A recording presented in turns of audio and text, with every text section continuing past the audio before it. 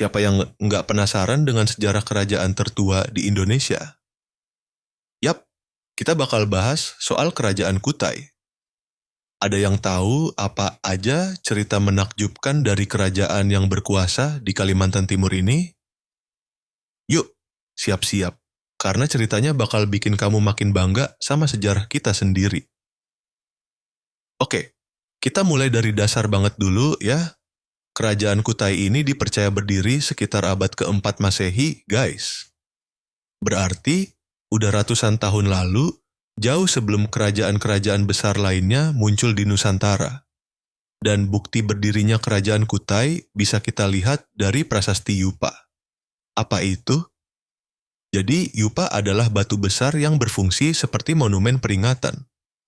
Di Yupa ini ada tulisan yang menjelaskan siapa raja dan bagaimana keadaan kerajaan saat itu. Bisa dibilang Yupa ini tuh ibarat akta kelahiran kerajaan Kutai. Menarik kan? Salah satu tokoh penting di kerajaan Kutai adalah Raja Mulawarman. Nah, Mulawarman ini bukan cuma dikenal sebagai raja, tapi juga seorang pemimpin yang dermawan banget. Dalam prasasti tertulis kalau Raja Mulawarman mengadakan upacara persembahan yang disebut dengan upacara kurban emas. Bukan cuma simbolik ya, tapi beneran emas yang dipersembahkan. Kebayang nggak betapa kayanya kerajaan ini?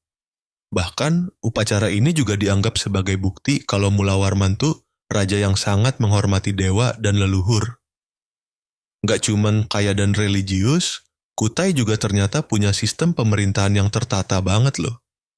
Di masa itu, raja adalah pemimpin mutlak, tapi mereka tetap menjunjung tinggi aturan dan tradisi yang ada.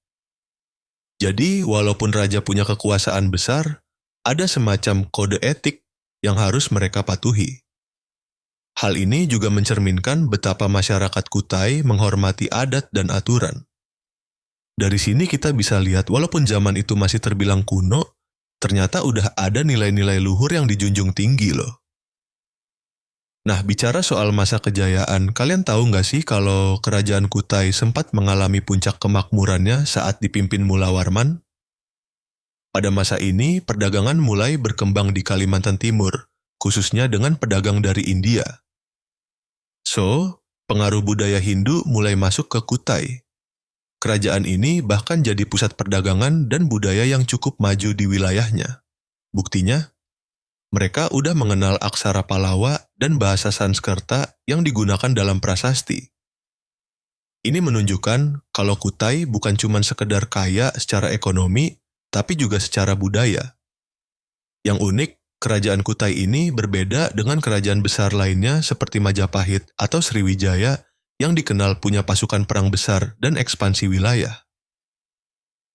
Kutai lebih fokus ke perdagangan dan spiritualitas. Mereka nggak terlalu agresif memperluas wilayah, tapi punya pengaruh besar lewat ekonomi dan budaya. Bisa dibilang Kutai ini punya diplomasi lembut yang membuatnya disegani, meski nggak terkenal sebagai kerajaan militer.